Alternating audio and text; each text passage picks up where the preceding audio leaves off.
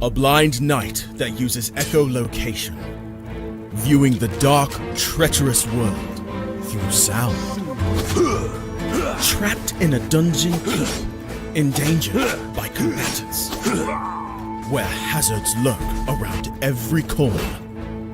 Make sound to have vision, or don't and be stealthy. Avoid impaling threats throughout the dungeon to escape. Engage with other prisoners. Rogue Knight I've been hearing about. Could you find the key and unlock my cell? Free them to fight back with more allies. Let's take this guy. The Dungeon Labyrinth has many paths and even more traps. Struggle through the darkness to find your freedom.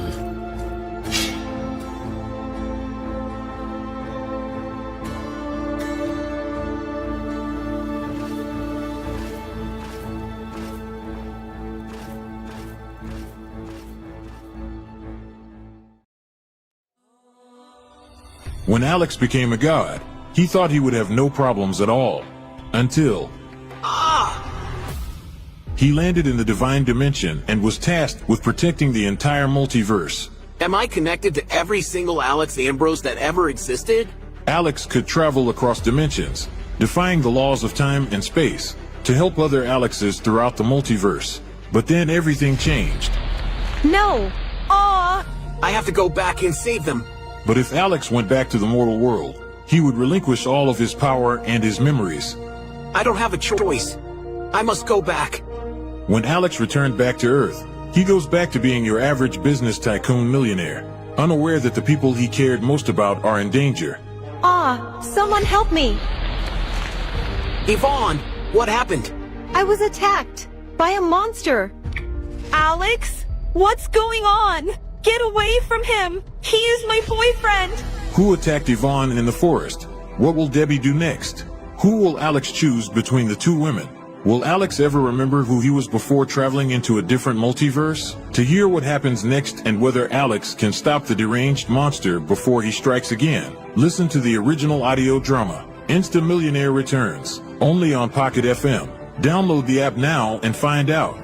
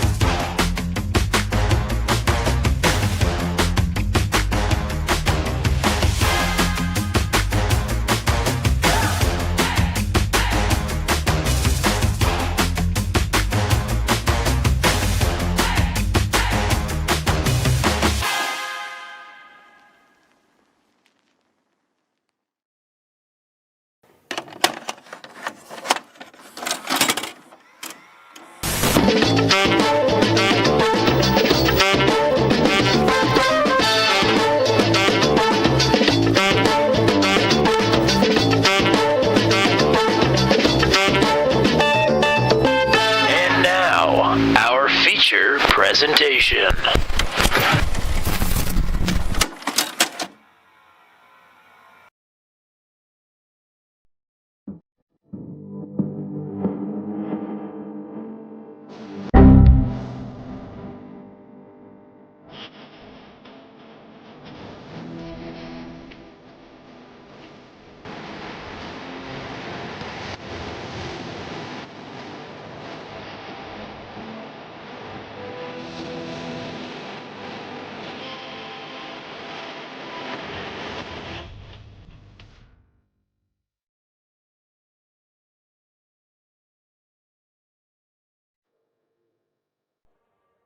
Welcome to the Irish Hills of Michigan. Hard to believe it's already round at number 7.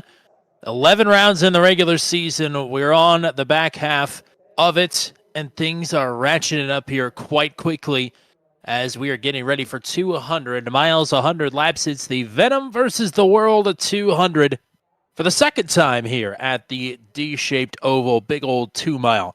In Rochester Hills, Michigan. Hello again, everybody. It's Tommy Cook. It's Matt Williamson hanging out with you. We got all the dirt shook out of us after Volusia last week. Matt, are we ready to go and spread this field out a little bit more? Yeah, it was a fun night while it lasted, but I'm sure there's a lot of drivers that are happy to get back to the pavement here, and a rather large one at that. We always seem to have pretty good truck races here in Michigan, so this one might get spread out if we don't get too many cautions, but it's gonna be a fun one to watch.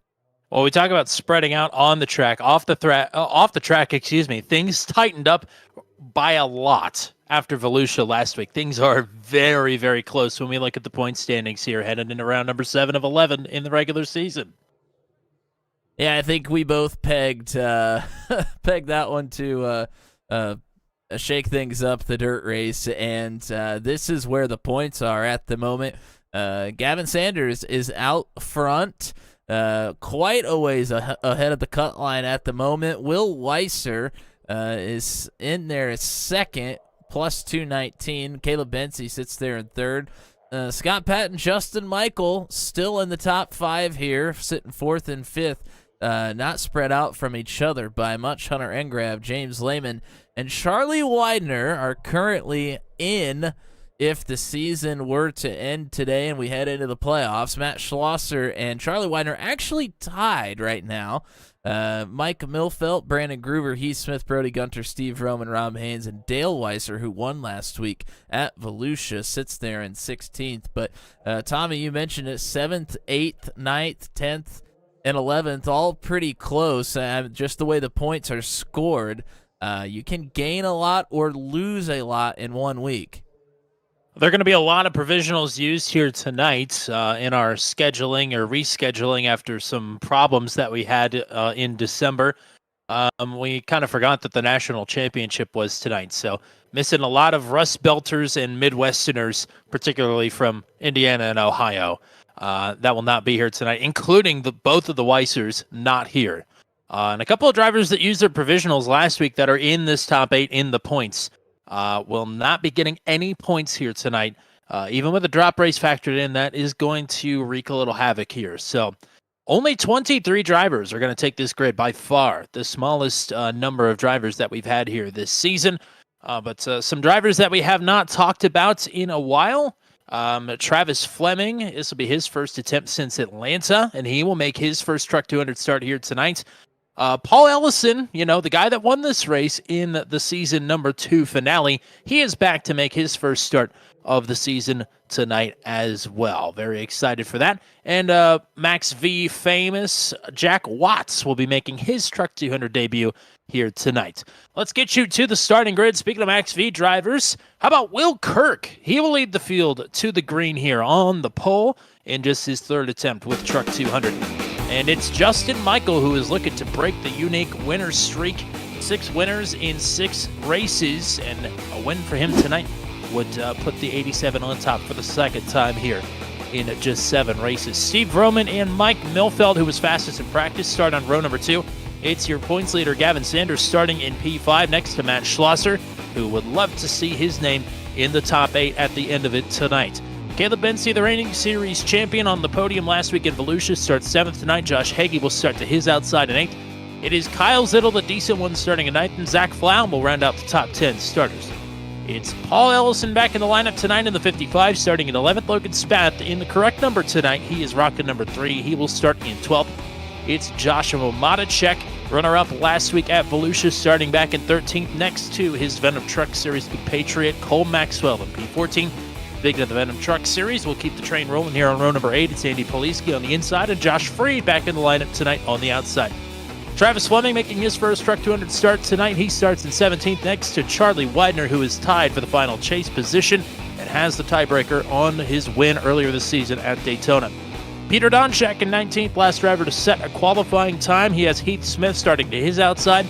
Power duo here on row number 11. It's Rob Haynes on the inside, Hunter Engrav on the outside, and Jack Watts in his first start and his first try. He will start 23rd and last on the field here at Michigan. Matt, what do we got for the weather conditions here in Michigan, and what are these drivers up against here tonight for 200 miles?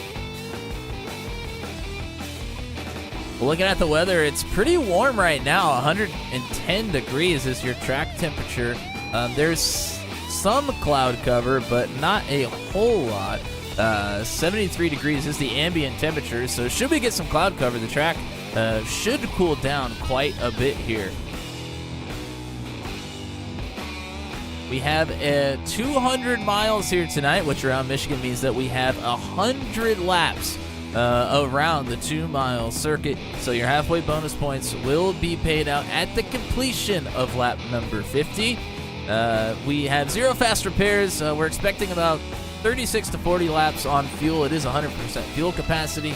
Last season when we were here, it was the Season 2 finale. There were 13 lead changes among 7 leaders, and we had 4 cautions that evening. And Paul Ellison pulled that one off in a thriller, 68 1/1000ths of a second. Came down between him and Noah Blackwell, who we have yet to see this season in Truck 200 competition, but we could very well be in for another photo finish. Like you said, we always seem to have thrillers here at Michigan for whatever reason. So let's see if we can do it one more time, shall we?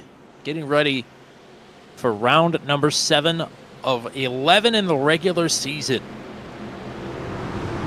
Time is winding down here in Truck 200, already in our 3rd and final season of competition. Going to be a relative newcomer to the series, but not to the channel, Will Kirk, who has had a photo finish or two with the man to his outside, Justin Michael. We'll see if they could do it here tonight on a Monday from the front row. We are green in Michigan.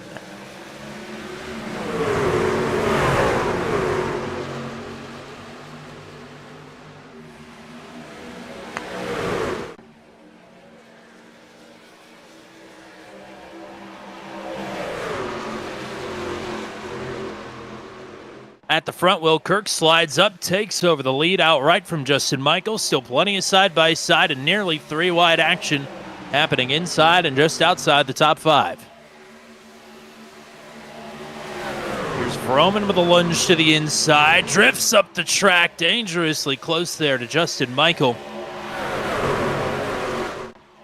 Will Kirk already going to the very top side of the racetrack there in turns 3 and 4. Typically see that as the run rolls along, not right off the get-go. Now he's going to jump down to the bottom of 1 and 2. Boy, it was tight in the back, 3 wide. Zittel, Heggie, and Bensey.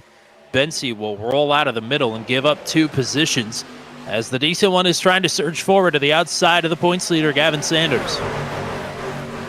Not a whole lot of places to go when you get to the straightaway, but as soon as you're in that corner, you got 3 lanes to work with. Which lane do you want to be in a truck? I mean, really in any car, when I come here and it's getting towards the end of the race and you want to put yourself in the position to get the benefit of both having momentum through the corner and then out of the corner, but also having a shorter way around the racetrack, I think the middle is really the place to be.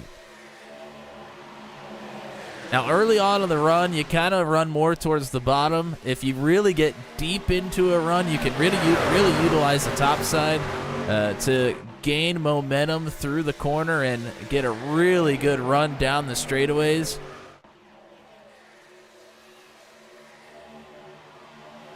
You mentioned the fuel number earlier. It's a little bit wider of a window than we usually give these trucks, but as you and I both know, tire conservation is highly important here, and that will help your fuel save. But really, you're still, I would imagine, going to be looking at that number regardless, because the right rear tire wear is surprisingly high at a track like Michigan. Yeah, and I mean, you can't make it to where you would only do like a one-stop race under green either, so kind of put yourself in a box here if we don't have any cautions. Of course, probably going to have one at some point, you would think, but if we don't, since you can't make it to the halfway point on fuel, you kind of put yourself in a box where you're sitting there looking at, 34 laps or so. That's kind of when your prime window is. Some folks are going to try to come in earlier. Some folks are going to try to come in later, but there's probably not going to be a whole lot of deviation from that, I wouldn't think, from this group. Steve Roman He surges ahead in 3 and 4, takes over second. And thinking back to some of our more notable runs at Michigan, Steve Roman comes to mind. He had the strategy that would have given him a win in the Venom Truck Series, the very first Michigan Venom Truck Series race we ever covered in a late race caution. Instead, sets up one of our more memorable Venom Truck Series finishes here with the top 4 all crash coming out of the final corner. And unfortunately, Roman was in that as well. So he would love a little redemption here tonight and to plant his flag for the second time in Truck 200 history, but for the first time here at the big 2-mile D Oval. Everybody's still here together, 3 wide further back. That is Widener, Spath, and I think Josh Freed up on the top. Indeed it is. They're in the 39, all blacked out. Will Kirk got out to a half a second lead, but all of a sudden the train has caught right back up. Justin Michael looking to take second. Still got Steve Roman to his outside. Oh, man, tight there between Justin Michael and Steve Roman. We're still in heavy draft mode here. Tommy, you mentioned it. Once those tires start to wear down, it's not going to be as much drafting as Wiles Sanders pushes his way up in front on the top side. He had a couple feet to work with, but that's still not that much. Roman and Michael also just had a couple feet to work with and nearly didn't make it work. But they're still side by side for second. Michael now gets so close to getting clear on Vroman. Right up onto the tailgate there of the 4 of Will Kirk, leading his first Truck 200 laps. Hello to Michelle Kirk in the chat. Hello to our buddy Hunter. Bailey Marie as well hanging out with us. Hunter Leach, Josh, first top 10 in Truck 200 competition last week. Yes, indeed. And followed it up the next night in the Pro-Am with the Venom Truck Series with a podium. So he had quite the hot streak last week. Hopefully that could translate to some early success in the Venom Truck Series. Kirk's still out front, but he had Vroman to his outside. The first real challenge for the 4 truck thus far, as he has led all 8 completed laps. As there's some contact, and one in the wall. It's Zach Flaum.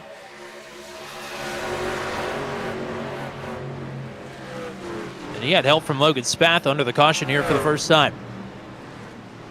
Those are teammates.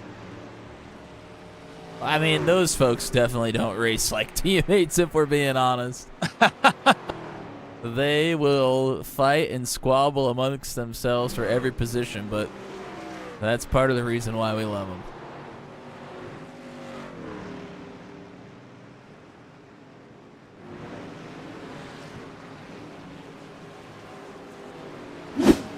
Take a look back at the incident here. You see Spath up in the wall there in the number 3. Flaum, and just barely scrapes the side, but gets himself put up into the wall there as well. Oh boy, they nearly came back together. I think Race Control thought they were going to get together, and there were about 6 trucks right behind him, and it could have gotten ugly.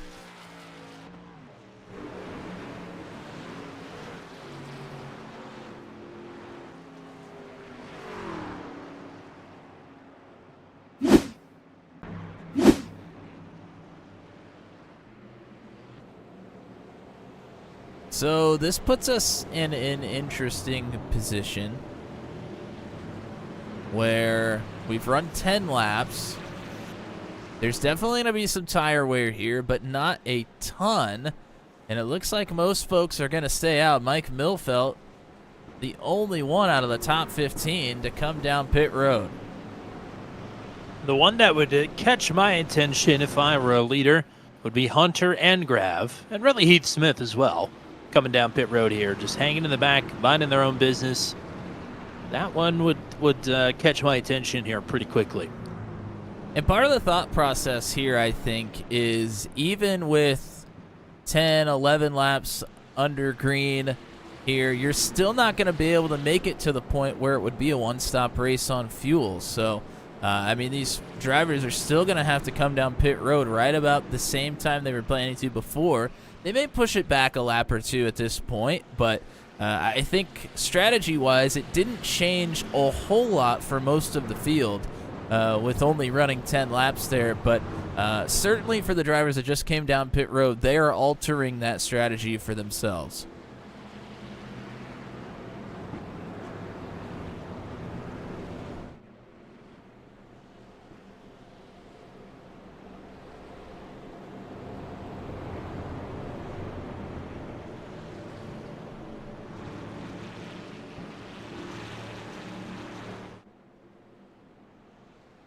By the way, I'm going to take a second to check one thing here. You're going to take a look behind the scenes for just a moment.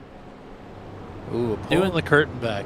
Doing some different things with my personal audio settings this week. You're not supposed to be able to hear anything, but we're just going to take a little look and make sure. And spotter, yep, we should be good. So there's your little look behind the curtain. I was afraid that you might be able to hear my spotter for a little bit there, but should be ready to rock and roll. If you can, for some reason, you can let me know. And no, my spotter is not Tommy Cook. Well, it should be. Dude's a pretty good spotter. Well, from what I heard, anyway. Usually, if I'm racing, you are also in the race, so therefore, you are unable to be my spotter. Although you are my spotter from the racetrack at times. I was going to say, if I'm in front of you, I'm usually your spotter saying, oh, look out. We're about to crash. And then, I leave it in your hands because I'm a good spotter. Tell you what, in the Pro-Am, I did a fairly good job of staying away from all the commotion, but couldn't quite get through it all, especially not the last one. Nope, the last one took out the whole team. I'd done a good job of avoiding it all as well. Other And than didn't get a Hunter chance to use my fast repair. Yeah, Hunter Leach made it through. That's all that matters. We did get one podium, so Team 189 is on the map, kind of, with an exhibition podium. Venom Truck Series, the 5th seasonal Rocket Man Memorial 85 from Daytona tomorrow night to open up season number 9 of the Venom Truck Series. Very excited for that one, 8:15 p.m. Eastern Time. Hope to see you there when there's less conflicts happening with other things in the real world. Will Kirk has led them all thus far. He's in control of the field. Steve Roman to his outside. Justin Michael and Matt Schlosser on row number 2. Ooh, outside line does not get a great restart. Roman and Schlosser left in the dust. That will move Kyle Zittel and maybe Josh Heggie into the top 5 as Kirk and Michael have the top 2 spots pretty cleanly.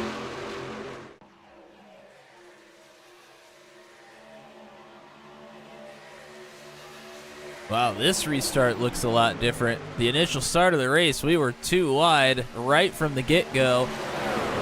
Drivers having to try and get things wound up a little bit to get side by side, but with some tire wear happening here, not sure we'll get back to that point here in this run.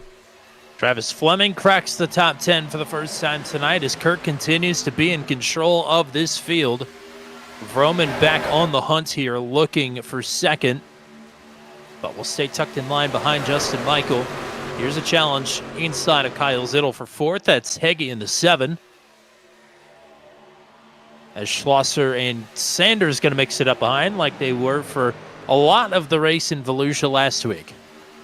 Wow, look at Vroman, absolutely sends it to the wall. Tickling the top side just a bit there. The 0-0 and is going to cost him at least 1 spot, maybe 2. As Heggie's underneath now and Zittel is through. Yeah, the thing it does for you is it allows you to carry a lot of momentum down the straightaway, but if they're able to clear you before that works, you really have nowhere to go with it. Heggie in an way down awkward to the spot bottom now, here. yeah. And Zittel was in a bit loose there as Whoa, well. Zittel is loose off the corner. Well, Zittel that time got loosened up a bit by Heggie, but he was loose exiting turn number 2 as well. So the ebbs and flows here early. Zittel going to drop a couple spots now. Vroman back to 3rd.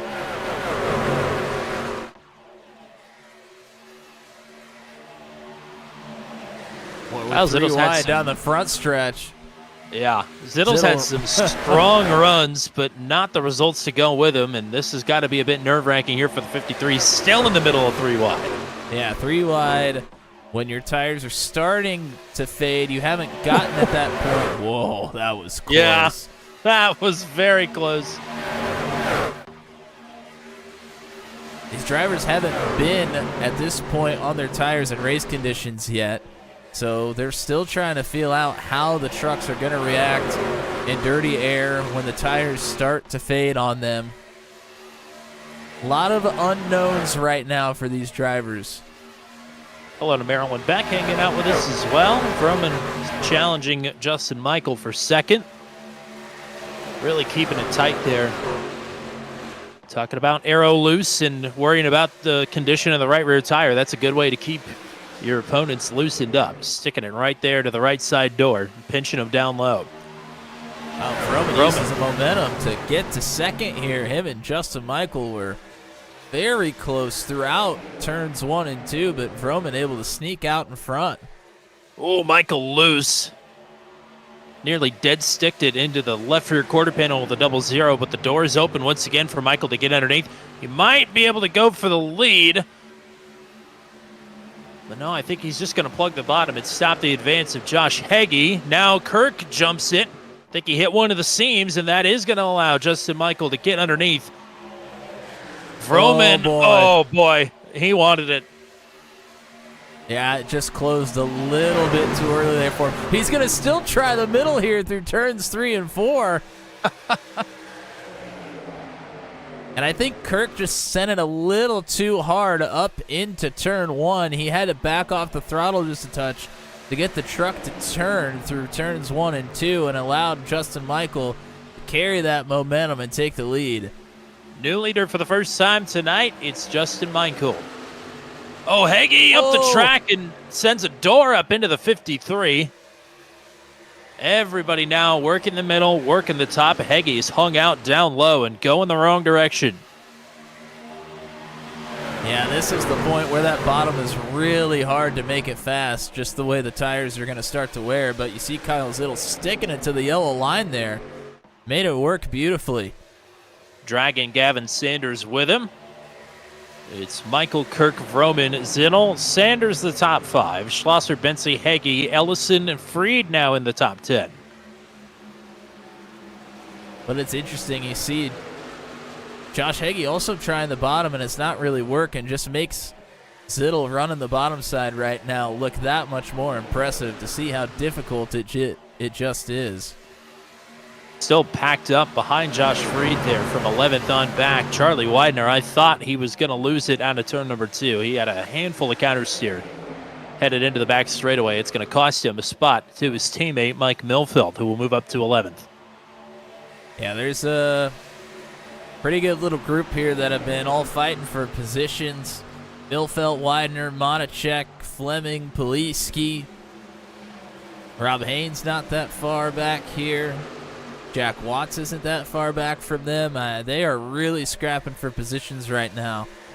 Josh Heggie had to roll out of it, out of 2 to not hit the wall. It might cost him 9th. Vroman took a look to the inside of Will Kirk and then had to roll out of it. And now that is stacking up Zittel and Schlosser here. Schlosser. Yeah, I'm not sure if Schlosser wanted to go that low, but Zittel moved down the track right before corner entry there. And this might shuffle the 400 out of line. Yeah, you can see just how much speed they carry there on the top side. Schlosser was even with Zittel when they came off of 4 and then lost 2 or 3 truck lengths by the time they got to turn 1. Bensey and Ellison looking a lane higher than everybody else there, as it's really the top 8 all together here on front, being led by Justin Michael.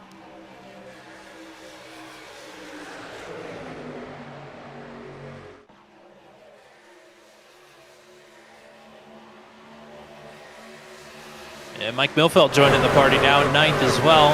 Freed not too far behind, so most of the field still relatively in touch. They've all migrated to the top side of this track. Lap number 23 is on the board. Schlosser going to got here by the 155, and Mike is still on the move here to the inside of the 55. Yeah, Milfeld pushing the tires a little bit early here. Ooh, Bensey has disappeared. Oh boy. He might be gone because he's been gone for almost half a lap now. Ooh, Vroman, meanwhile, just got into the wall quite hard.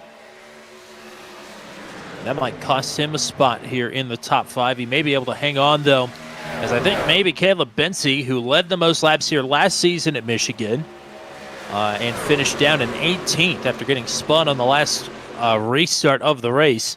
Similar misfortunes might be befalling Caleb Bensi. Yeah, he is certainly gone. Yeah, he's definitely disconnected at this point. Not on his own due to unfortunate server or internet issues. Man, you see Kyle Zittel really getting hung out there off of 4. Mike Milfelt trying to make the most of these fresher tires at the moment. Meanwhile, further back, Heath Smith, Hunter Engrav, and others that came down on the same lap, they're still saving while Milfelt is pushing. So a couple of very different strategies of those that came down pit road on lap 10.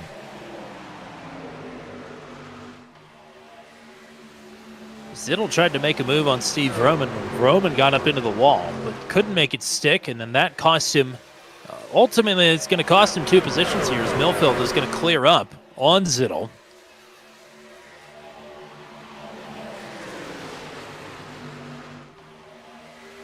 So KZ53 back to 6th. Justin Michael looking to be the first 2-time winner of the season.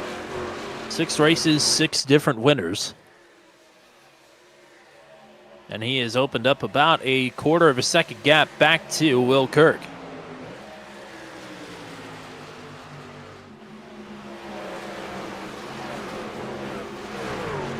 So hopefully we'll get Caleb Bensi back. The good news for him is he'll be the only driver not on the lead lap at this point if he does get to reconnect. But down in 22nd out of 23. That is certainly not good news. Battling just inside the top 15, Monachek, Haynes, Poliski, Jack Watts. And then you got Heath Smith and Hunter Engrav, who we just talked about, have been saving their fresher tires back there right behind this group with really nowhere to go at this point.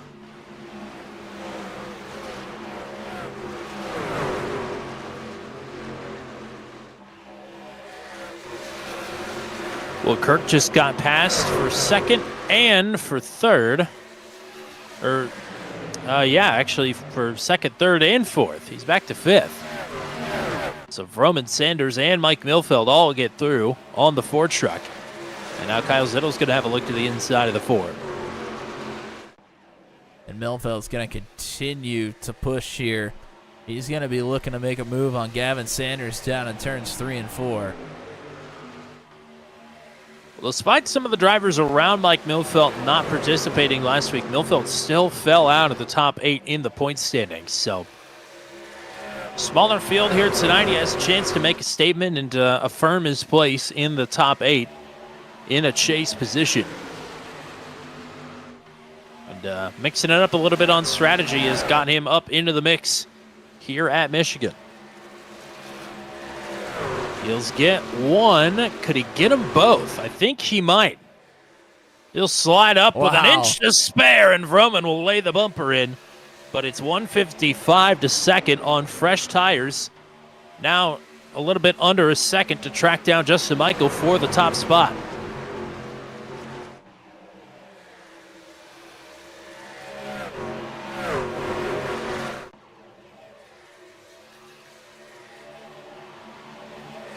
And we're not all that far from pit stops here either. The window's opening in about 3 or 4 laps for an optimal window to split the fuel runs into thirds here in this race.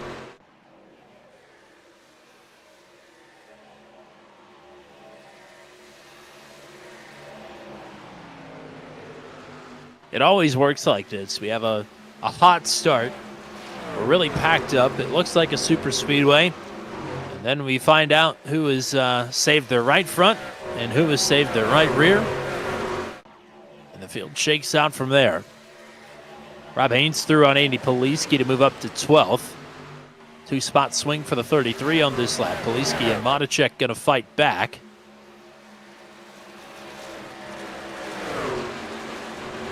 As Will Kirk had a go there on Gavin Sanders.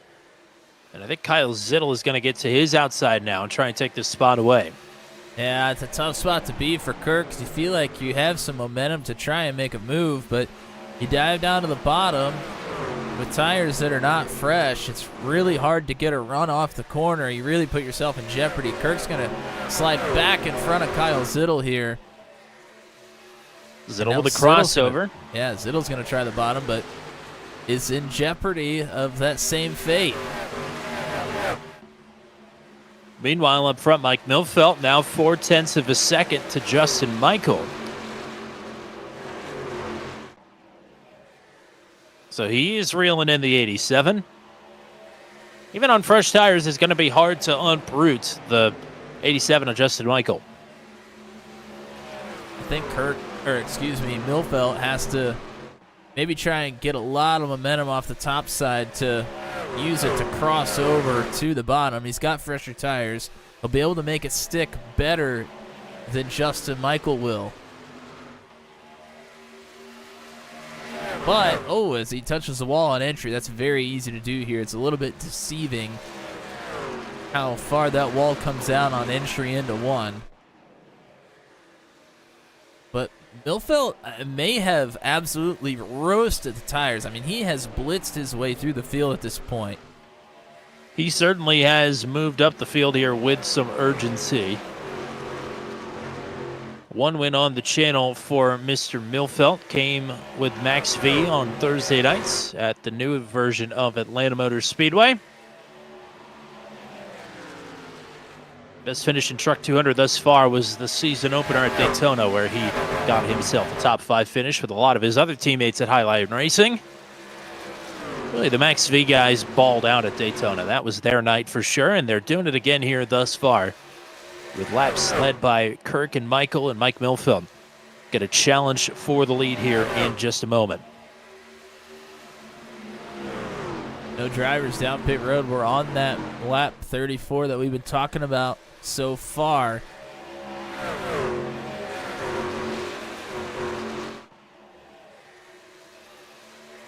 Jason, some bonus points as well. It should be after, well, it will be after pit stops, but always good to know. Completion of lap 50. A couple extra bonus points headed the way of the drivers in the top 10.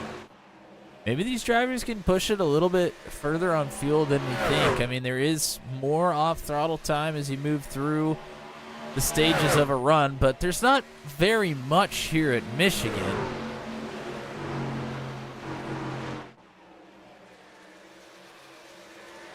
Milfeld still looking to make this move on Justin Michael. He is right here within a truck length now.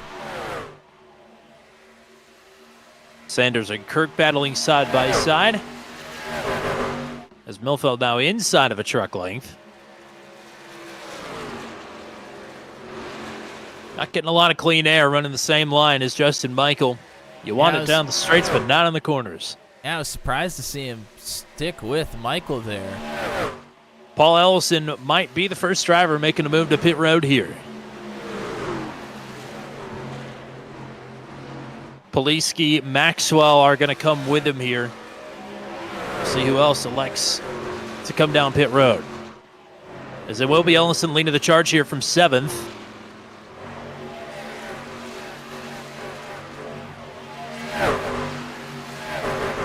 So it is Venom versus the world here tonight, and Venom is going to take the first shot down pit road. Sanders dove it down in front of Roman. I thought Roman was going to go for a crossover, but couldn't make it work. Sanders parked it right in front of him.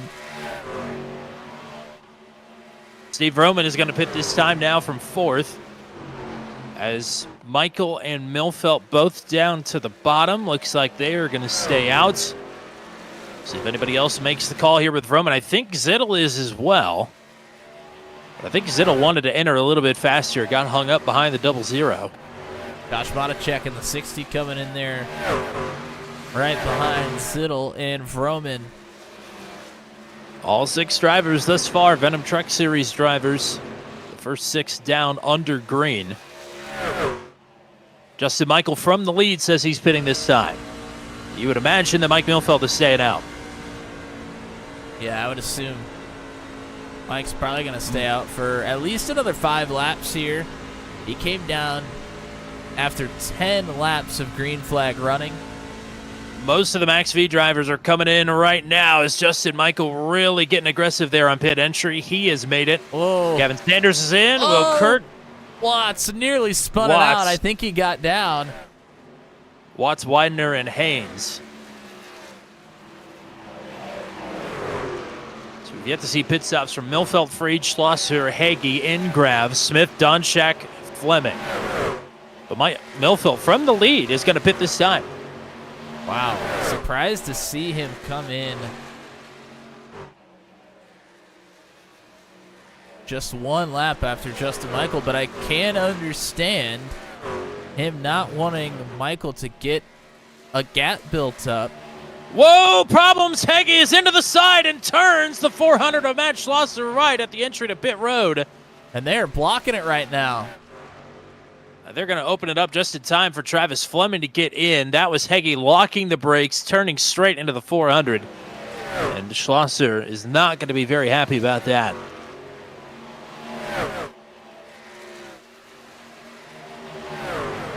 So that leaves Engrav and Smith and Donchak, who, remember, just like Mike Milfeld, they came in on that lap 10 caution. But they are sticking it out a little bit longer here.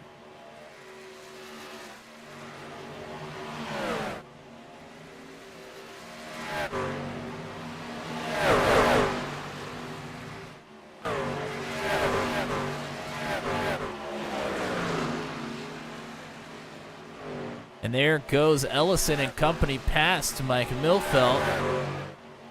Justin Michael out in front of Ellison by a pretty decent margin here. Like a 1.5 seconds. Big gap for Justin Michael. So Mike Milfeld going to lose out big time on this one. And that's probably maybe a bit more of an aggressive entry coupled with 1 lap on those fresher tires around the racetrack that Mike Milfeld had. And, I mean, it is a 3-second gap from Milfeld to Michael when it was less than a 1/10 when they came in, or when Michael came in. Well, I'll tell you this much. Justin Michael sent it on pit road entry. I mean, he was right on the line of being too fast. So there was no more juice to squeeze. How about that? Whereas Milfeld had a bit more of a conservative approach. And he's going to probably be feeling like that's a missed opportunity, as Logan Spath, who got damage in that first caution, and our only caution thus far, is down pit road. But it's still the top 3 out on the track. Engrav the leader, Heath Smith 2 seconds behind him, and another 3 seconds back is Peter Donchak.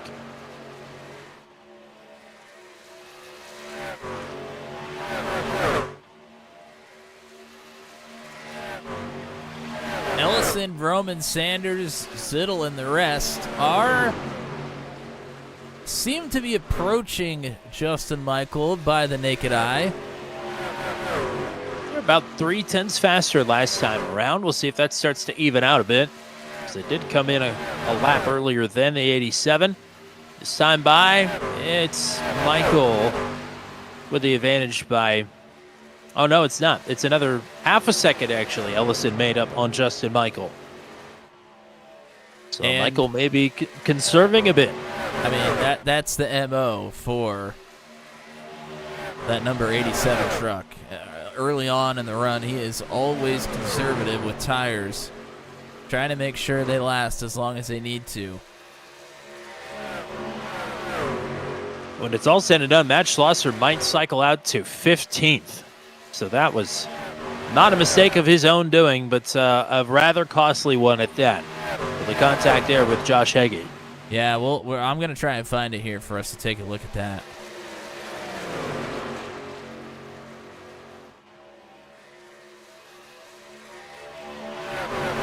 But we're not going to take a look at it yet. I'll get it queued up because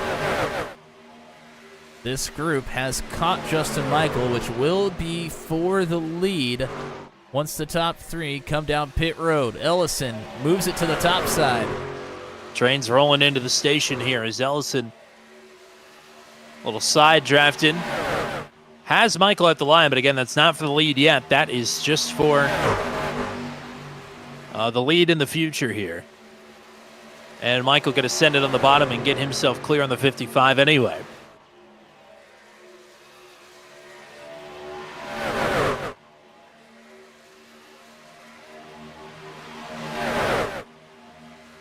Logan Spath going to call it a night. Caleb Bensi never returned. So we've got 3 drivers out of this race. 2 by accident and 1 by some internet shenanigans. Gavin Sanders now going to get into the mix. If you're Caleb after what happened here last time, I'm not shocked that he didn't come back. You got to be completely frustrated with your fortunes here at Michigan. He might just say, you know what? This is going to happen again. We're just going to give it up for the night. Oh, Sanders got room underneath, and we're going to make it 3 wide.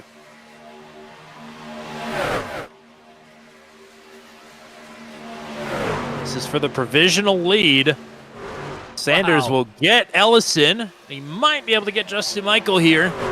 Michael's going to have a big run off the top side, but he'll send it right into the tailgate of the 99. That was a great move from Sanders. I mean, he absolutely sent it there on the yellow line going into 3.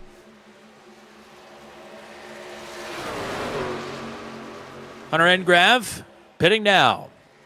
Last time by, Engrav was exactly a second slower than this pack approaching him. Peter Donchak also got a pit, so that leaves Heath Smith out on the track to be our 6th different leader of the race thus far. I think if you're Hunter Engrav, you just push at this point. I don't think there's any reason to save the tires that he's going to have. Halfway bonus points here coming up. Completion of lap 50. Maybe that's what Heath Smith is targeting, but that's it's going to take some handy work to stretch the fuel out that far. You may go for it, though. We'll put lap 49 up on the board this time.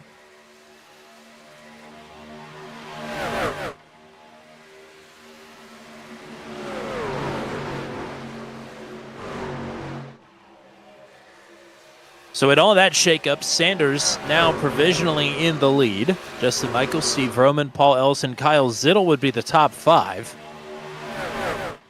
Milfelt, Poliski, Widener, Kirk, and Rob Haynes. The rest of the top 10, again, whenever Heath Smith decides to come down. And he's just got to make it across the line one more time here, and he will get himself the halfway stage bonus that he did not get to take at North Wilkesboro. Very cruelly, might I add.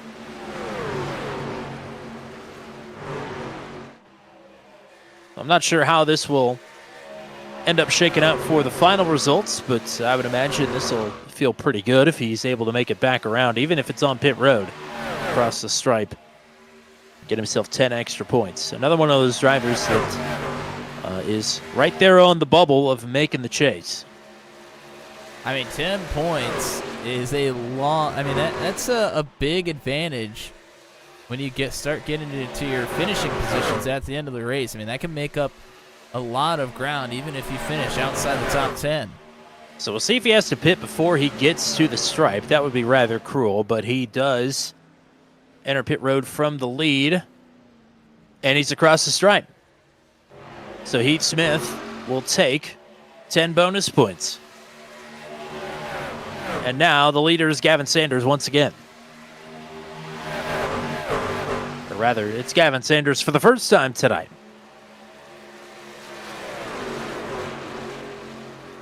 Michael and Vroman right here. Here's Mike Milfelt now to the inside of Paul Ellison for 4th.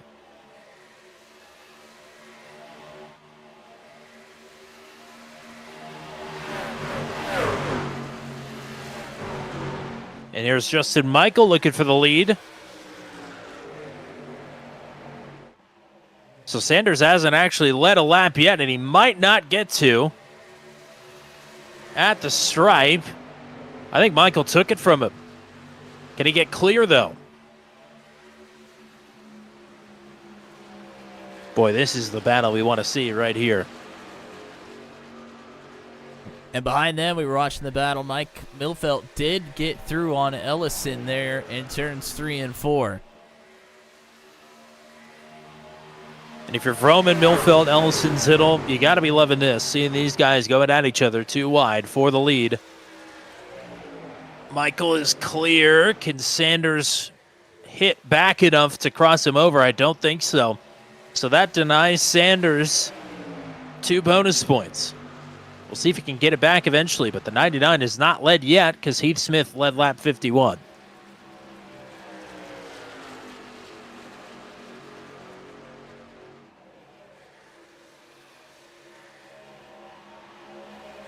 Milfeld's going to start looking for third here.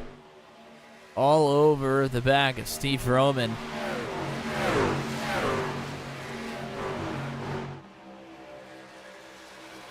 And these drivers waited a little bit longer. They went 2 to 4 laps past lap 34. But when you break it up into 34 and 33 lap runs, I mean, lap 66, 67 is approaching here. Not that far away. So we are potentially not too far away from your last round of pit stops, should this stay green from here on out. Ooh, Mike Milfeld just walloped the wall at a turn number 2. Trying to keep it tucked in behind the 00. Got a little bit light. Really hit on that right rear tire. Hopefully, aerodynamic-wise, it's not too banged up. I mean, obviously for speed, you don't want to change the aero balance of this truck, but really anything towards the back of the truck is going to loosen that baby up, and that is not what you want. A couple of Venom Truck Series drivers battling it out. Kyle Zittel, Paul Ellison.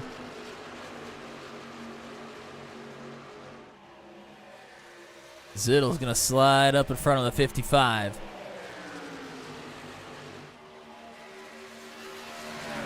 Teammates, by the way.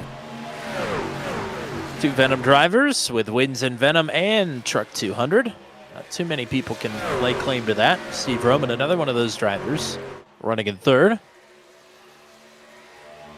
And yes, they'll be teammates tomorrow night. He's going to be the first to make the ultimate crossover and go from either Venom or Max V into the other. Now, we have seen a couple of one-off starts from Hunter Engrav and from Matt Schlosser, but they haven't won yet. So, and Hunter Engrav is yet to win in Truck 200 either. So, I don't know. I'm sure, knowing Lehman and Patton and Justin Michael and Heath Smith and all them, the door is open for the fast guys on Mondays or Tuesdays here on Turn 200 to go and try and whoop up on them on Thursday nights and give them a little competition. Not that they don't have it in the league already, but, you know, work them out a little bit more, too. Why not? It's a good way to learn, driving around people that you're not necessarily familiar with, but have a lot of good experience, good tendencies. You can learn a lot from joining a new league with some quick drivers. Be a good way to sharpen your skills if you were either a driver on Tuesdays wanting to drive on Thursdays or a driver on Thursdays wanting to drive on Tuesdays. Josh Freed makes the move up to 6th, takes over the 55 of Paul Ellison's position. And speaking of tuning up on good drivers, Justin Michael and Gavin Sanders really don't have all that much experience around one another. Because remember, Gavin Sanders got hot last season, but Justin Michael didn't run any races in Season 2, so maybe a one-off appearance here and there from Gavin Sanders where these two might have met, but they really have not, even this season, have not seen each other on track all that much outside of maybe Daytona. So this is another dream matchup that's been teased every now and again, but we might finally get this fight here between two of the juggernauts on the channel. Josh Reed came down a couple laps later than some of these other drivers. He came down on lap 39 and appears to have been saving something as well. Has already gotten around Ellison. He was side by side with Zittel for 5th momentarily. Was not able to complete that, but Josh Freed has steadily moved up the running order throughout the night and might be due for some more. Yeah, He can Freed, continue on that trajectory. I think, going to make this pass pretty easily, but even in dirty air, he's running the same lap times as the top two. So Josh Freed is on the move here as he will take spot number 5 away. Put himself in the top 5 for the first time tonight. Next up will be Mike Milfeld if he can get up there. He's a second up the road. And Milfeld's still tucked in right behind Steve Roman. I was going to say, by the time he gets there, it might be Steve Roman up next and not Mike Milfeld. Milfeld all over that back bumper of the 00. Well, I'm sure Milfeld wanted to be in the mix for the win here, and he still might be. We have another green flag pit stop to go. But considering how much time he lost in the green flag pit cycle, he has recovered quite well. The thing that you have to avoid, though, is pit road incidents. And let's take a look at that incident from earlier on before we get to green flag pit stops here. Another harbinger of potentially things to come here in just a few more laps. These are coming down. Oh, and Heggie. Oh, he's like in between the flat and the apron. And when you hit the brakes at that point, it really gets you sideways. He's carrying a lot of speed there as well. Right down into the 400. And Freed's a little bit lucky that he didn't get tangled up in that either.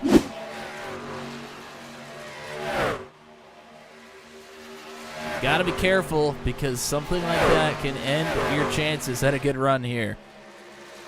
Schlosser and Heggie both could have been in this mix with Josh Freed at the pace that they've showed.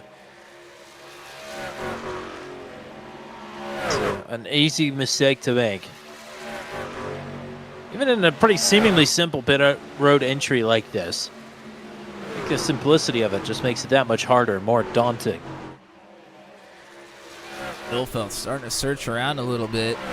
His line was a little bit lower than Steve there. I think he's trying to find the clean air, find a lane for him to potentially make a move before the green flag pit stops.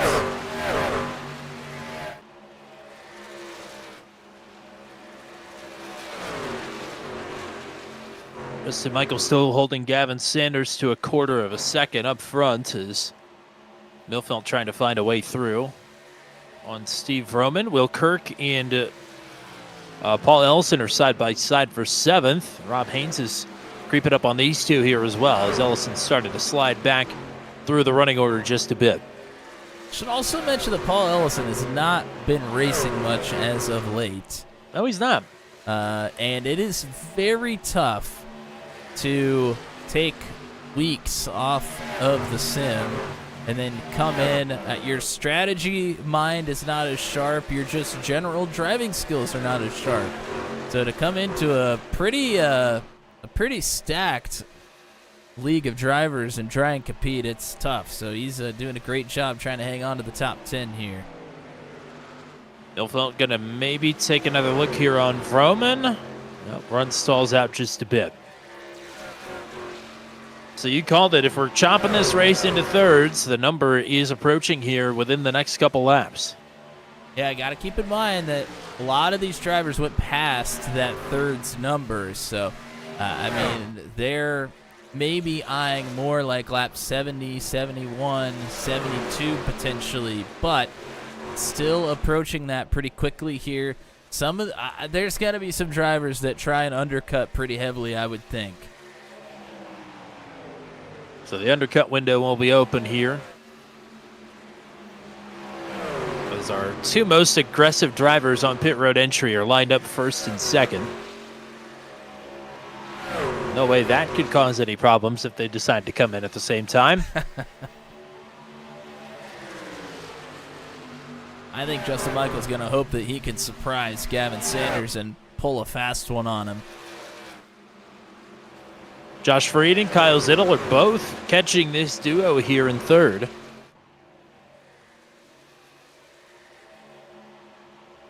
It's Milfeld again flirting with that wall at turn number 2. For the drivers that went long on the last stint, Hunter Engrav is the highest of those. He just made a pass for 11th on Andy Poliski. So there's one more pawn on the board, if you will. I am a bit surprised that Engrav hasn't found his way a little bit further up the running order at this point.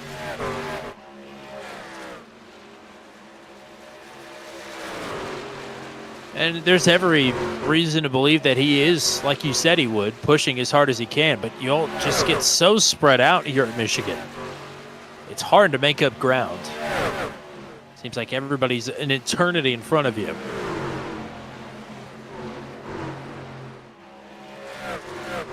But there's certainly no space between 3rd, 4th, and 5th right now. Less than a truck length between each of them. Roman, Milfelt, and Freed. The final pit stop of the race fastly approaching. We've only had one caution here thus far. It happened on lap number 10. Freed going to take a dive underneath.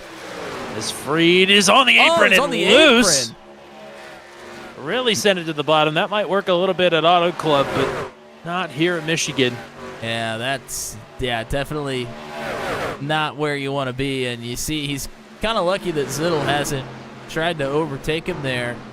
Now he's going to go to the top and try and gain that momentum back. I like that idea from Josh. All in all, that could have gone a lot worse. Definitely. Hello to Zach Lockett, and yes, best of luck to you tomorrow night. Thanks for hanging out with us.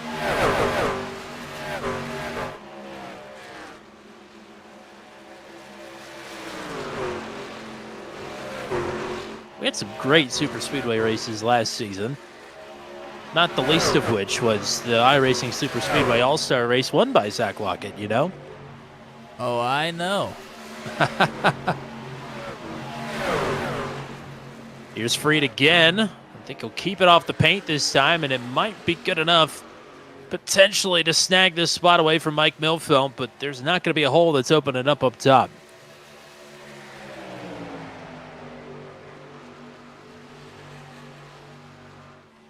Gonna try it again down here in turns 1 and 2. Big lunge. Froman and Milfelt got a little crossed up there. I think that helped Josh. Yeah, big wash in front of the 155 there. Freed not quite clear. But Milfelt is going to trigger the undercut here. He says he's pitting this time. No surprise there, as Milfelt was undercut himself by Justin Michael.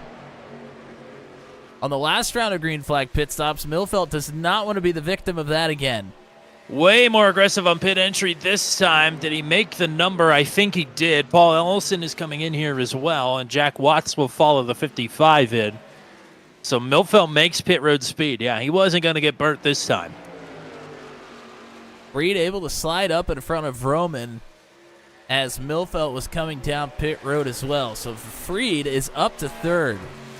Rob Haynes just had a problem. He lost 2 spots. Now Engrav is going to open a hole up for Charlie Widener, or for Rob Haynes, rather. They're both going to get through on Charlie Widener. As here comes Gavin Sanders down pit road. Wow. Sanders dropped back to 9/10 of a second behind Justin Michael before he triggers the undercut here. Those are games being played from Sanders. I mean, he potentially maybe dropped a little bit further back, so Michael didn't realize he was coming down pit road. Matt Schlosser in as well, just looking for any way to salvage this day. Remember, came in tied at the cut line here today. And to Zach Lockett in the chat, no, Josh has worked his way up through the running order pretty steadily throughout this race. This is a legit position for the 39. Should be seeing more pit stops this time, including Justin Michael, and there's no way he made that. I don't see a flag. There is no way. He sailed it in there. I can't believe that. That was a clean green pit entry for Justin Michael. Will Kirk, Charlie Widener, Andy Poliski, Joshua Matichek all in as well. That is surprising. You know what's wild is it's risks like that might still put him right dead even with Sanders. I mean, he absolutely sailed it in there, but without a black flag at the end of the day, it's probably quicker. That was incredible. Yep, and that confirms that Jack is dropped. He is on the way. Here comes Freed. freed down pit road. Pretty conservative from the 39 there, but at this point, I don't think that you really need to push it too much.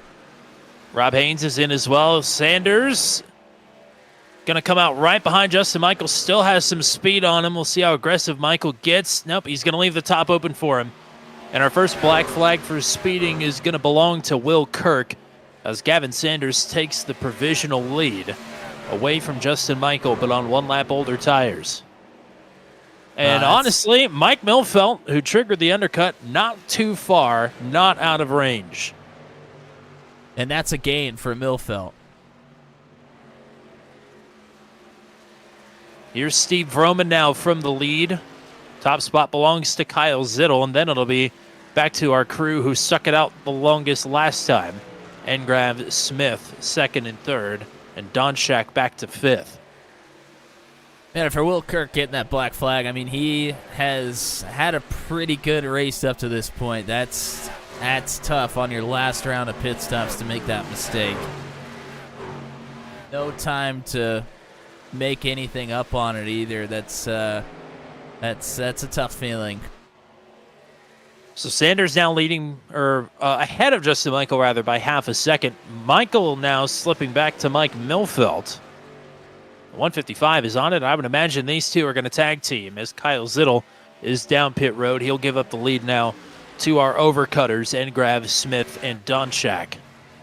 And Travis Fleming and Josh Hagee still out there as well. Just as I say that, Fleming coming down pit road.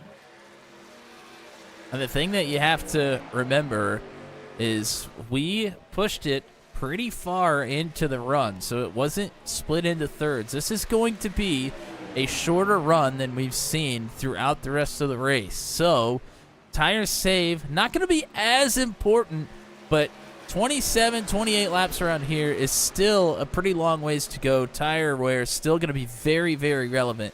So as a driver, you got to keep in mind that you can push it a little bit further or a little bit harder earlier, but you cannot let yourself get out of control with it. Well, I'll tell you this much right now. The Michaels are cooking. They have made up this gap and then some as Josh Hagee will duck off and pit just ahead of them. Gap is now a quarter of a second. And again, this is for the provisional lead. Really, it's the battle for fourth. As Engrav Smith and Donchak still out on the track, have yet to make their final pit stops. Assuming that they're going to make them anyway. I don't think they can make it to the end. No, I think they'll have to make them, but they're hoping that a caution is going to fly at some point here. Rob Haynes just clocked the purple lap of the race back in P7. As Justin Michael looking for the lead, Sanders cannot quite hold it down in front of Michael there. And that is going to allow the 87 to move through to what will be the top spot eventually. So again, Sanders has still not led a lap in this race. Which is just crazy. Yes. Kyle Zittel now going to clock the purple lap. 39.184.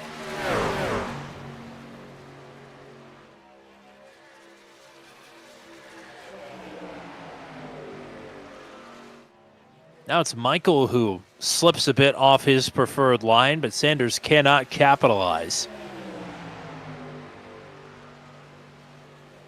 39.95 for Justin Michael compared to a 41.02 for Hunter Engrav. So you think tires maybe don't matter at a big track like this? Think again. They are very important here in Michigan. This is even the new scan of Michigan as well, and it's still rather abrasive.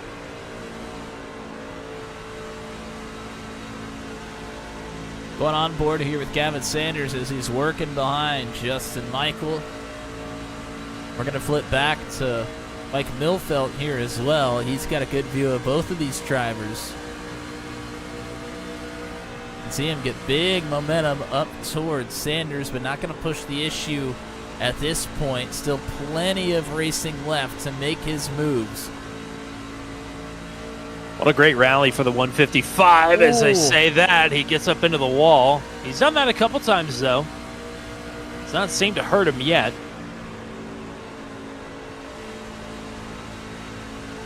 Top three equidistant, less than a truck length between each. Engrav says he's pitting from the lead this time. His lap 81 is on the board. And if you listen close while we're on board with the drivers here, you can literally hear the rubber wearing off of these tires. Michigan does not play nice. Especially through the middles of turns 1 and 2 there. Heath Smith stays out on track. He will assume the lead. Peter Donchak will pit now from third. So it is just Heath Smith that stands between Justin Michael and regaining the top spot here on lap 82. And Smith says he's pitting this time. So this will soon be, once again, the battle for the lead, but now with 3 trucks. Justin Michael, Gavin Sanders, and Mike Milfeld. And they are nose to tail. If we want to keep the streak alive, seemingly the best chance to do it tonight is that 155.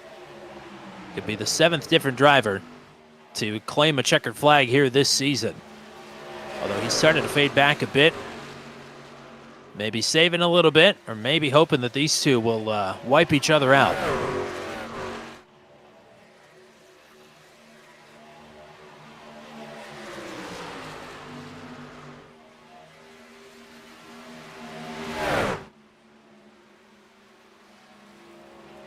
'87 back on point, and Smith down pit road with no issues. Still only the one black flag, as this is Josh Heggie flying up on this group on quite a bit fresher tires, trying to unlap himself.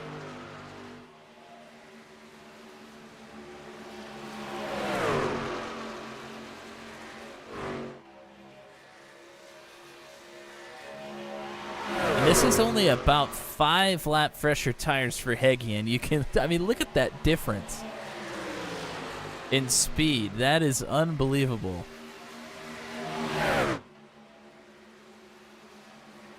Just able to hold the bottom much better at this point. But as his tires start to fade, I mean, he could become a factor here in the end of this race. I was going to say, he could cannonball right back into this group. Especially now that Michael and company have the tow. Yeah, in fact, I think he's going to become a nuisance for Michael here for a few laps, probably. A little bit of dirty air. Michael getting awfully close to that wall at a turn 4. We'll say it's easier to hit the wall at a turn 2 than it is turn 4, at least in my experience. Maybe you disagree with that. No, I'd say that's probably fair. I do think it's a lot easier to get up into the wall there in turn 2, but I think it's harder to drive the middle of the corner in turns 3 and 4 than it is in 1 and 2, but the exit is a little bit nicer. I think Mike Milfeld would agree with me, that's for sure. He's made quite a few trips to that wall at a turn 2 tonight.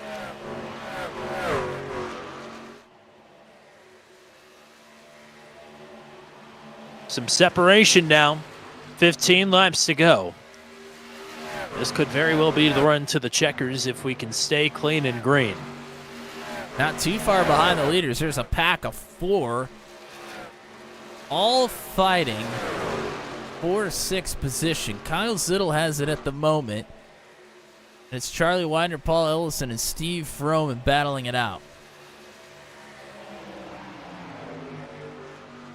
Couple of fringe playoff contenders. Charlie Widener with the win at Daytona. Honestly, Zittel not in the points conversation right now. That's a bit surprising considering how he's run this season, but just the results have not come his way. Froman, meanwhile, has had a very quiet season, and he is in contention to maybe sneak into a chase position. So he's doing what he needs to do here. In P8, Zittel in 6th, Widener in 7th. They're trying to track down Josh Freed to get into the top 5.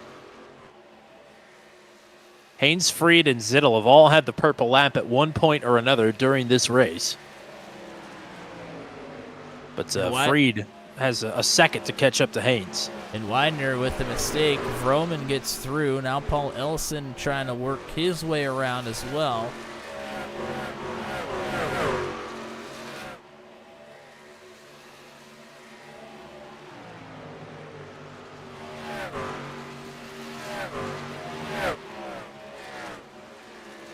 Matt Schlosser has a second and a half to track down Andy Poliski to get himself back into the top 10. It's not going to be the result that he wanted, but it would definitely be a good comeback here for the 400. Again, trying to keep himself in playoff contention. But as I say that, Hunter Engrav on much fresher tires going to blow right by the 400 and make that challenge a little bit harder.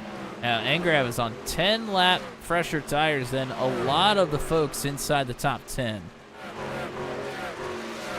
So Engrav going to try and get himself up to the top 10. I'm sure he'll be able to get to Poliski without much issue, but outside of that, we'll see who he can pick off here by the end of the night. Meanwhile, up front, Justin Michael, now it's a 3/4 of a second lead on Gavin Sanders. This 87 is pulling away. And Mike Milfeld has fallen way off here of Gavin Sanders, almost 2 seconds behind the 99.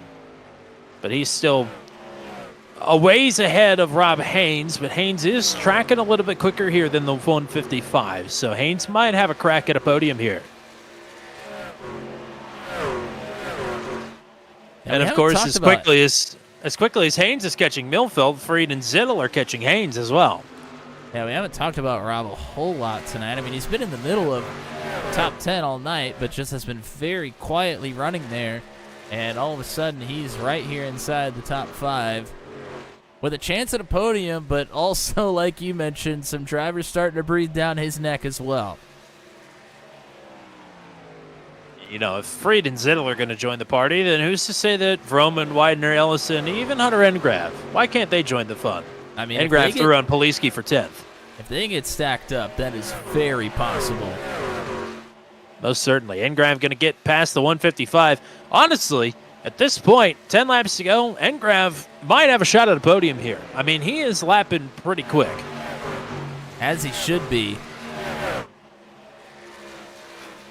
Only about, oh, man, he's going to get right on the bumper of Widener. Yeah, Charlie. Everything to not run him over. Charlie took him down to the line.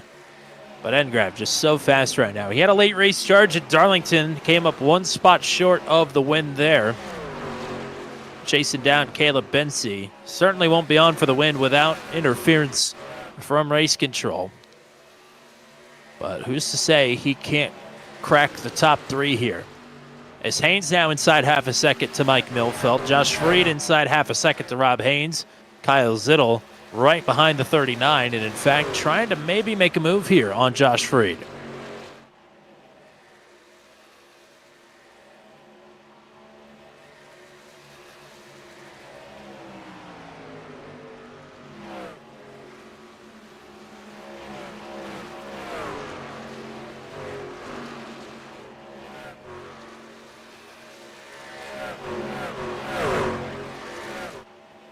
One second gap for Justin Michael over Gavin Sanders is continuing to increase. He was 0.3 up on Sanders this last time by.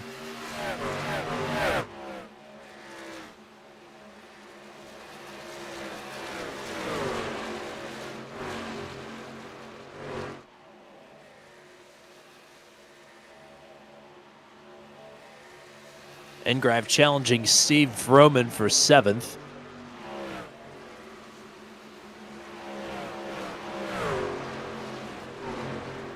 Engrav thinks that Steve Vroman had a role in him not getting up to Caleb Bensey at the end of the race there at Darlington, so that had to be a little bit cathartic to pass him forward position there to P7. Now it's another second up the road to catch Zittel and Freed. If you can pass both of them, you'll get in the top 5 and be right on the doorstep of Rob Haynes and Mike Milfeld. And for Engrav right now, even though he's rolling pretty quick, I mean, this is the windshield view of the 77, and it looks like those trucks are so far away. But he's going to catch them here in a hurry. He is fast, very fast. As long as he can avoid making some mistakes, he should be able to pick off at least Zittel and Freed without much issue. Last time around, about a half a second faster than these drivers in front. And you can see the drivers in front of him starting to really search around the racetrack, trying to find a better way around as Freed Nearly gets into Zittel. That could have been disaster right in front of the 77.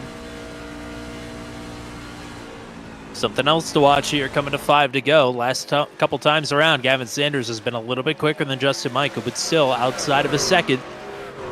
And as they hit the stripe this time, he's still a little bit faster. Keep our eyes on that. Is Engrav now going to get in position to try and take 6th away from the decent one? And he will. Still trying to carry some speed there, just not quite able to do it. He's going to turn right down behind Engrav to try and carry momentum along with Hunter to maybe push himself out in front of Freed. Like that strategy from Zittel here, just trying to follow Hunter on through.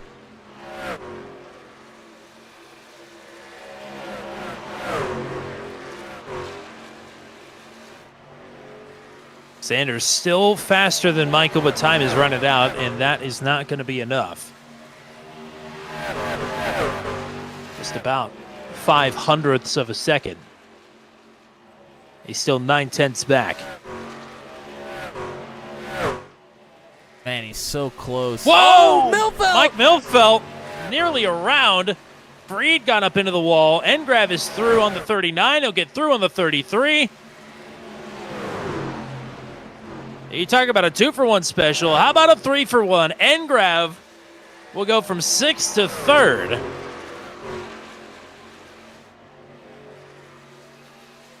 Hot dog. And he's on for a podium right now. Let's be clear, without something crazy happening, he is 4 seconds behind these top 2. So he's not on for the win, but he is much faster than those two, that's for sure. Engrav still Sanders still 9/10 of a second back. As this gaggle is going at it here for spot number 4. I was going to say Justin Michael might be a little bit nervous with this group right here. Whoa! Freed up the racetrack! And Milfeld rolls out of it to keep it out of the wall. 2 to go. Oh boy, Mike's not going to be very happy about that. That's going to cost him a career best finish more than likely.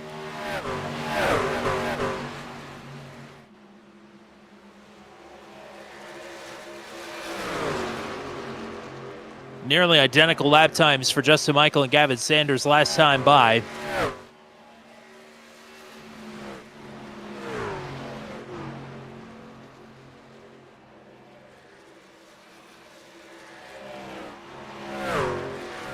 Michael just wants to see the white flag.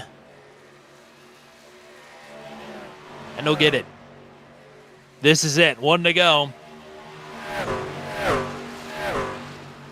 Our unique winner streak is about to come to an end. Can Justin Michael hang on, or will Gavin Sanders do the improbable and come back from 0.8 of a second down on the final lap? Michael just needs to keep it out of the wall.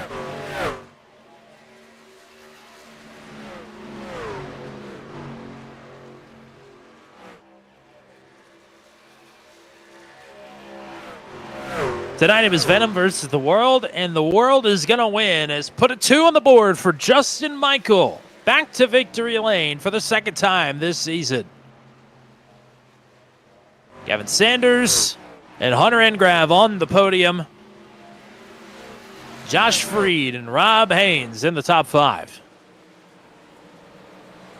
Mike Milfeld in the closing laps. He seems pretty chipper about it, but he is going to slip all the way down to P8. An unfortunate result for him.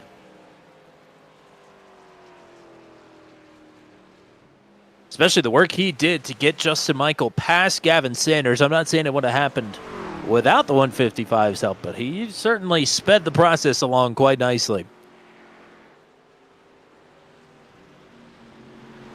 As everybody's across the stripe, the race is now official, and Justin Michael will be in victory lane for the 7th time. He is back alone atop the all-time wins list here for Truck 200.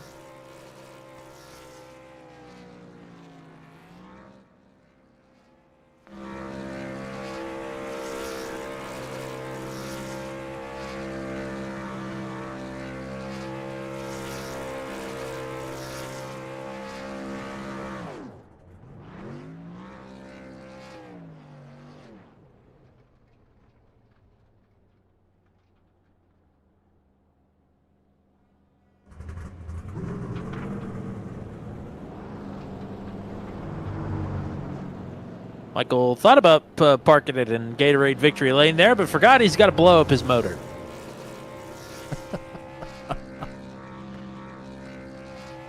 Toyota Racing Development hate this one simple trick. You get a new motor every race, you might as well blow it up.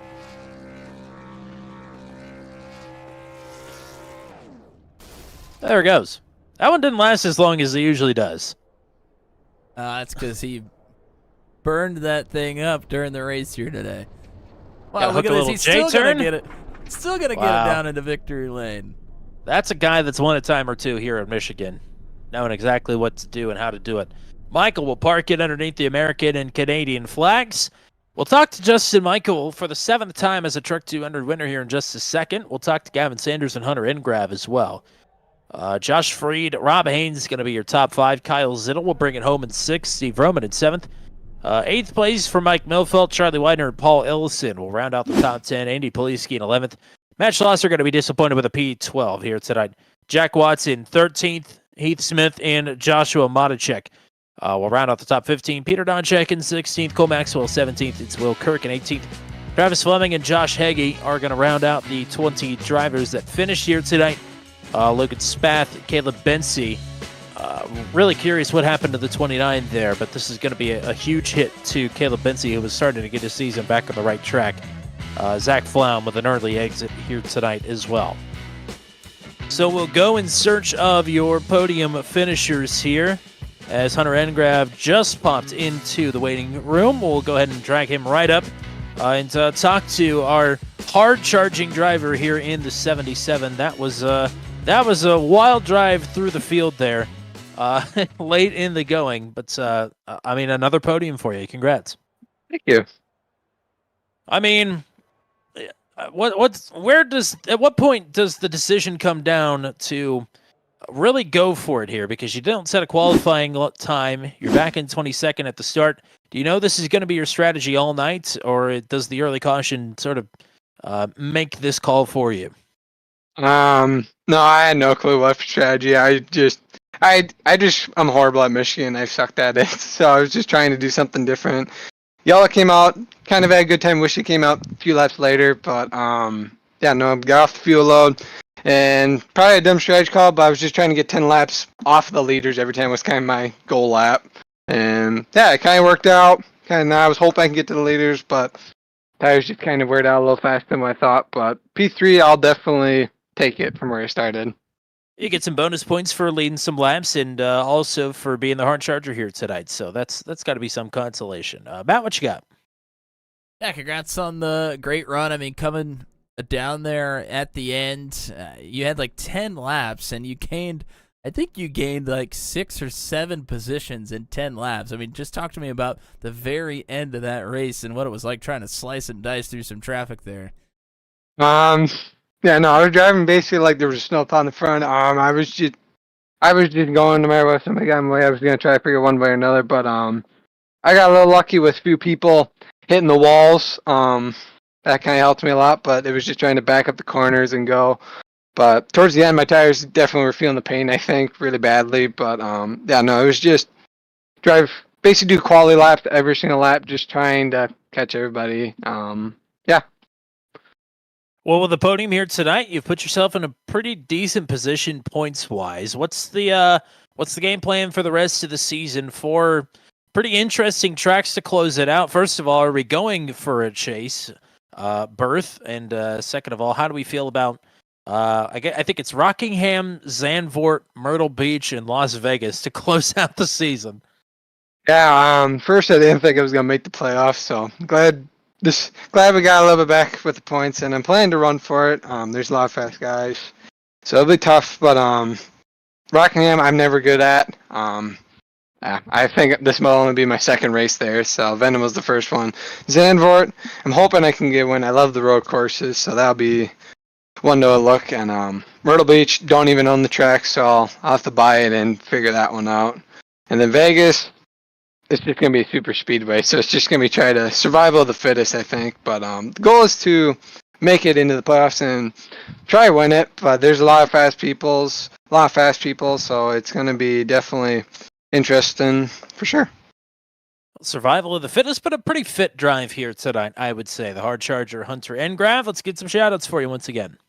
My mom, my dad for always watching these. You guys for always doing a phenomenal job at broadcasting and also running this series. Definitely taught me a lot in this series, so thank you to you guys. All the teammates at Team Watson Racing, also James for letting me join the team, and go check out Team Watson Racing for awesome setups. Shout out to Splash and Go Graphics for making a wonderful SpongeBob delivery this week for me. And yeah. Great stuff. Keep it up. Well, I know you don't seem very confident about Rockingham next week, but who's to say we won't talk to you again next week? How about it? I hope so, but I'll just limp. Thank you very much, gentlemen. All right, we'll talk to your runner-up now. I'll give a shout out to Gavin Sanders here, who will bring home the silver here tonight. Strong run for the 99. Congrats. Thanks. Yeah, it was a quiet night for sure, but I'm glad to get out of here with a second, and we'll move on to Rockingham. Quiet is good sometimes. Quiet is good. You're on the podium, and you had the speed there at the end of the race. You reeled in Justin Michael a bit, but I mean, what more did you need there at the end? Yeah, I think I just I didn't do a good enough job in the mid stage. I was thinking about my tires too much, and then yeah, he just had pace and drove away. So good job by him, and I think that was pretty much all I had overall. But as a whole, a good night on an oval for me is well needed. So Matt, what you got? Yeah, congrats on a great run. I'm curious how you felt about short run versus long run speed here, because I mean you can really push it in the beginning, but and carry momentum on the top side, but it seems like a very very tough place to find the balance between speed in the beginning, but also the tire save. yeah, I think it was really weird. At the beginning of the stint, it felt a bit tail happy with just so much front grip, and then as the stint went along, obviously, then you lose the right front a bit, and I never really felt a super big balance of like just plowing understeer, but yeah, it was tough to kind of gauge where to go with it, and you just kind of had to adjust your driving more than anything. There wasn't really a line shift or anything like that. Like it just seemed like the middle was the optimal line, and the lower you could get in 1 and 2 without running up too far in on the exit was best. But he did a really good job of just maximizing the entry and maximizing the exit, and especially in the last stint, maximizing the tire. So I think that was about all. I'll ask you the same question I asked Hunter. You're in a much better position than he is. You came in tonight as the points leader. More than likely, you'll leave as the points leader as well. And more than a race above the cut line as well. The tracks coming up, very interesting array. A couple short tracks, a road course, and an intermediate. How do we feel to close the season from being on the top spot? Road course is pretty good. I think it just consistent runs from here on out. It was a not a sizable lead, but it was a comfortable lead going into this race, and I don't really know where it'll end up, but I think I'll gain a little bit. Yeah, I mostly just want to get to the chase, and we'll see where it falls from there. Just having no road courses or anything in there for me to kind of rely on will be interesting, but I'm sure we'll do good enough. Hopefully there's attendance picks up. Obviously it's a busy night elsewhere in real life, and we'll see where everything kind of lands with that. But I do feel good about Indianapolis, Talladega. We'll see what we can put together, and yeah, I don't know. Oh, the Kansas road course, but does that really count? Oh, there are some right turns in there. Come on. I think you'll be fine. I think you could figure it out. But shout outs for you once again here tonight. Big shout out to Melamo Esports. We were just coming off of, I'm a little bit leery tonight, just coming off of our Daytona 24 hours. So oh yeah. Oh, joys. But both teams did well. We both finished, and that was about it. Big shout out to Sunset Arctic Games and Graphics for the awesome paint scheme. And guys, it's been a while again. I keep doing this, or I don't come back to the booth for a while. I just assumed you did it already, so I figured there was no need. But buy EchoBlade on Steam. Thank you. That's the only one you're gonna get tonight. And big thanks to you guys for putting on the series. It's a huge credit for the broadcast quality and also bringing in all the competition. It is lots of fun, and I enjoy racing on ovals as much as possible. It's very helpful. So. Well, thank you for the. Oh yeah, go ahead. Zach just messaged me. Apparently, he made the paints. So, shout out Zach. Cool. Well, Zach did a good job then, and it looks a lot Yeah, better right. when it's on the podium as well. So, thanks for the time here tonight. Congrats to the P2. We'll hope to talk to you again next week. Sounds good. Thanks, guys.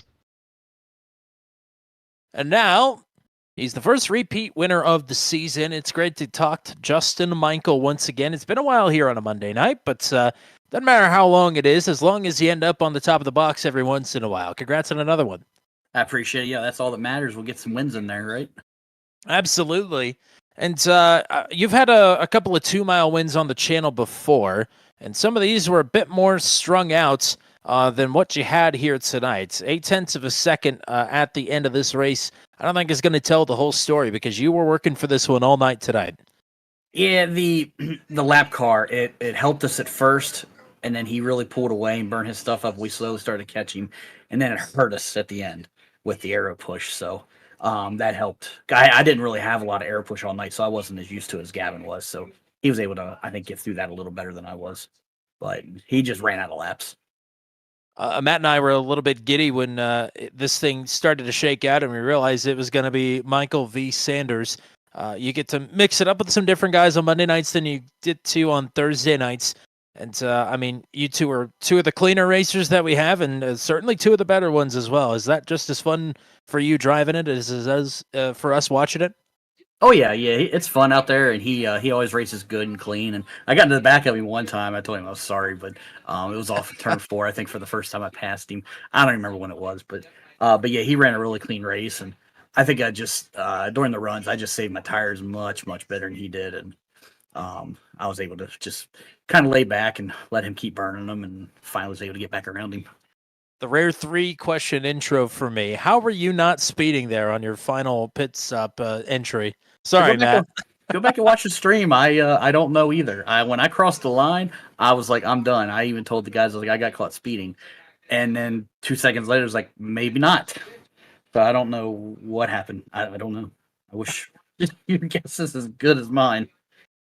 Well, it got the job done. Sorry, Matt. I probably took your question there. I definitely took your question, actually. But hopefully you've got another one. I mean, you kind of took my question. I think I'm still going to ask somewhat in the similar vein. First of all, congratulations, Justin. But second of all, I think what we just talked about, the pit road entries, is kind of maybe the unsung hero of this race. Because even on the first green flag pit stop, it seemed like you got into pit road much better than Mike Milfelt did, and you were able to gap him by quite a bit as well. Do you feel like that was maybe a big time saver for you here also?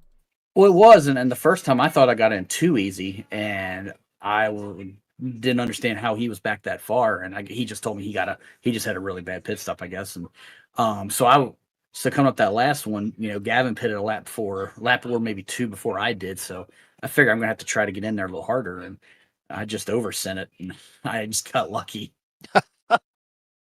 Well, oversending, it worked. It worked tonight. It got you the lead back, and it gets you your second win of the season. I might as well just ask all the podium drivers, how do we feel heading towards the chase here? 4 races left to go. Do you feel comfortable enough with some of the more interesting tracks that we've got coming up?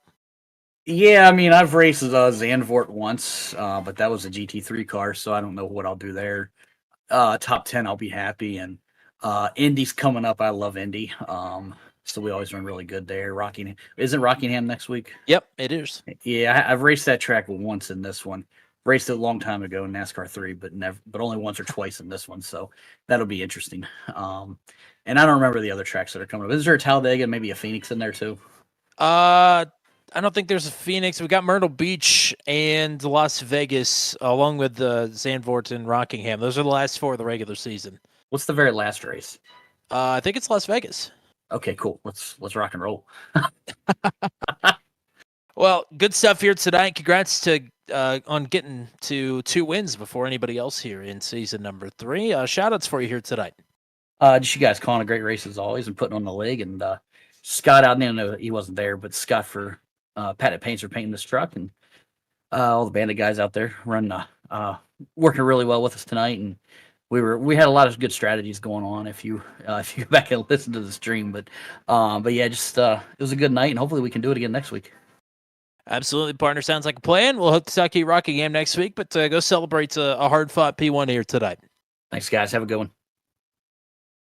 So Justin, Hunter, and Gavin feeling somewhat comfortable headed into the chase, potentially. The driver he mentioned there at the end, Scott Patton, I would imagine, probably not going to be feeling very comfortable. He's in the top 5 entering tonight in points, but he's missed 2 races in a row now. So we'll see what the 46 has up his sleeves with an intermediate, 2 road course, or 2 short tracks and a road course to close out the final 4 races of the regular season. Matt, pretty fun race here tonight in Michigan. Yeah, I don't know what it is about Michigan, but it always seems like these races turn out pretty well. Lots of great battling all throughout the night, especially there at the end. I mean, right inside of the top 10, kind of battling for the podium positions there. It was pretty crazy there for quite a while. So shout out to the drivers for putting on a show, and only 1 caution early here. The rest of it went green. Always love to see how those shake out. So drivers did a fantastic job for us here tonight. Shout out to some folks in the chat as well as Zach Lockett here chatting with us here towards the end. Amy Phillips is cheering on Paul Ellison. Good to see Paul back out on the racetrack, and looking forward to seeing him at the Rocket Man Memorial 85 tomorrow night as well. Of course, Marilyn Beck and Michelle Kirk were cheering on Will. He was really quick in the early goings of this one, and then slid back a little bit, and then, of course, had the unfortunate black flag there on pit road. I don't know if it was speeding on pit road or entry or whatnot, but unfortunate incident for him that kind of spoiled his good night. Hunter Leach was here as well as Bailey Matichek cheering on Josh. Thank you guys for tuning in and chatting here with us, and anybody else that was watching. Tommy, we got the big season opener tomorrow. Oh, I just dropped my microphone. Hopefully that didn't come through in the broadcast. But yeah, tomorrow night it's the 5th seasonal Rocket Man Memorial 85 from Daytona. All the stars of the Venom Truck Series will be out there, and some of the new stars of the Venom Truck Series as well. That is going to be a fantastic way to open up the season, as it always is. It's always a thriller right down to the very end of it. 8:15 p.m. Eastern Time. Tuesday nights will be back in action for the next 20 weeks in a row, starting tomorrow night. I guess it's 21 because there's 20 races and the All-Star race. So, yeah, next 21 weeks in a row, Tuesday nights. That's where you can find us here on Turn 200 with the Venom Truck Series. Outside of that, it will be the yet-to-be-named race at Rockingham next Monday night for Truck 200. Truck 200, I should add, is straight through to the end of the season as well here on Monday nights. No more off weeks for the Monday gang. So catch us back here at 8:30 p.m. Eastern Time at Rockingham. Autodromo Dwayne Johnson next Monday night. But that's all we got for you here tonight. Thank you for everybody that was hanging out with us here tonight. Thanks as always to Garrett Rainey for doing race control. Thank you to the GOAT, the one and only Mr. Matt Williamson. That's all we got for you here tonight. Until we meet again from Michigan International Speedway, I'm Tommy Cook saying so long, and congratulations to Justin Michael on taking career victory number 7 with Truck 200 and his 2nd win of the season.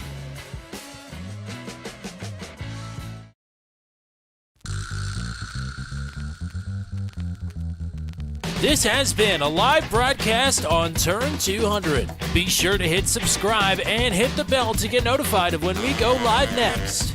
Thank you very much for joining us, and we'll see you again soon.